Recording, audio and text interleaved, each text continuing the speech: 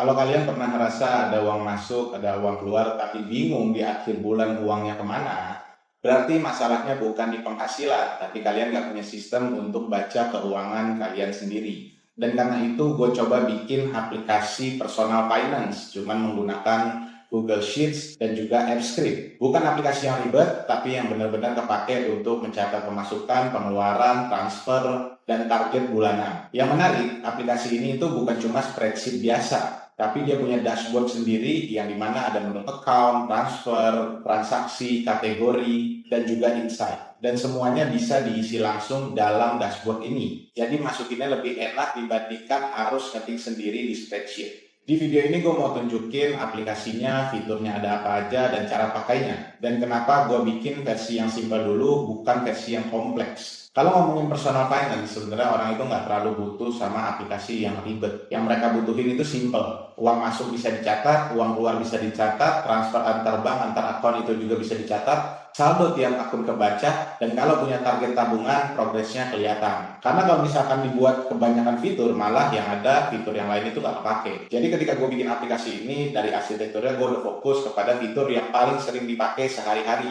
Dalam versi yang pertama ini, gue buat ada beberapa fitur. Pertama, dashboard untuk melihat ringkasan keuangan. Kedua, transaksi, pendapatan, pengeluaran, dan juga transfer.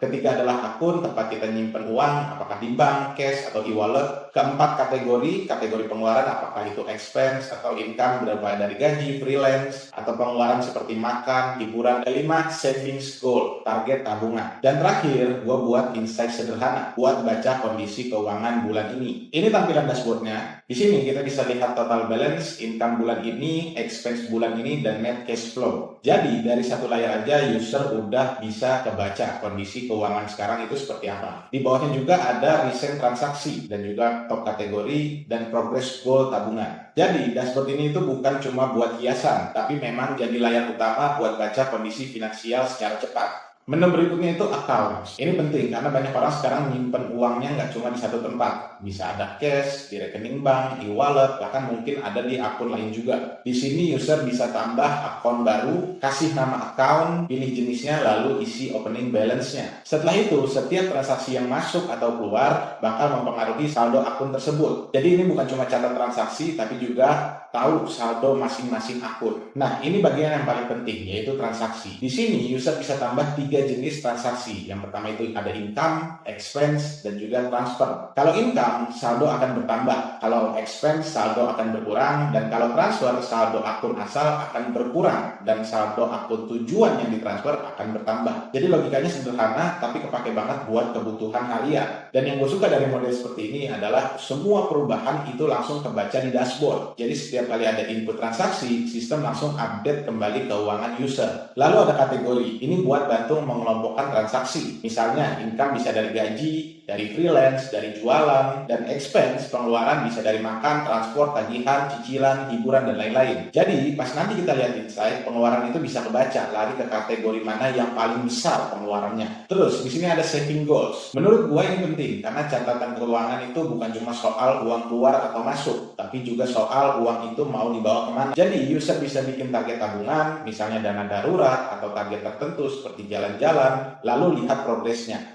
Dan untuk versi yang pertama ini, top up ke goals-nya masih dibuat sederhana dulu, biar advance aja ke goal tersebut. Jadi lebih ringan, gampang dipakai, dan mudah untuk dioperasikan. Di bagian insight ini, user bisa melihat ringkasan yang lebih enak dibaca. Misalnya pendapatan dan juga pengeluaran bulan ini, kategori pengeluaran terbesar, dan gambaran cash flow secara umum. Jadi bukan cuma sekedar input data, tapi juga bisa dipakai buat refleksi diri sederhana. Sebenarnya uang paling banyak habisnya di mana sih? Mungkin ada yang mikir kenapa nggak sekalian bikin budget planner, atau debt tracker, atau recurring bills, atau investasi. Jawabannya karena ini memang sengaja dibuat sederhana. Gue pengen versi awalnya itu ringan, nggak terlalu kompleks, script codingnya nggak kepanjangan, dan tetap usable. Karena sering banget kalau bikin aplikasi terlalu lengkap di awal, hasilnya malah berat, susah di-maintain, dan fitur yang lainnya juga nggak terlalu banyak dipakai. Jadi gue lebih pilih bikin yang inti dulu, tapi benar-benar kepakai. Dan yang paling menarik menurut gua, aplikasi seperti ini bisa dibikin cuma pakai Google Sheet aja dan juga AppScript. Jadi fleksibel, gampang dimodifikasi, dan cocok buat orang yang pengen punya sistem keuangan sendiri tanpa harus tergantungan dengan aplikasi lain. Untuk input datanya juga mudah, nggak perlu ngetik ulang di spreadsheet, dan nggak perlu langganan aplikasi bulanan. Kalau nanti mau dikembangin lagi, masih bisa ditambahin fitur lain seperti recurring transaksi, debt tracker, atau visual chart yang lebih advance. Kalau kalian suka model project kayak gini, gue bisa lanjut bikin part berikutnya. Bisa kita breakdown source code-nya, struktur spreadsheet-nya, atau bahkan cara build UI-nya. Jadi kalau kalian mau lanjutan video ini, tulis aja di komentar. Dan kalau kalian suka konten Google Sheets, AppScript, dan automation kayak gini, jangan lupa like, subscribe, dan komen di channel kita.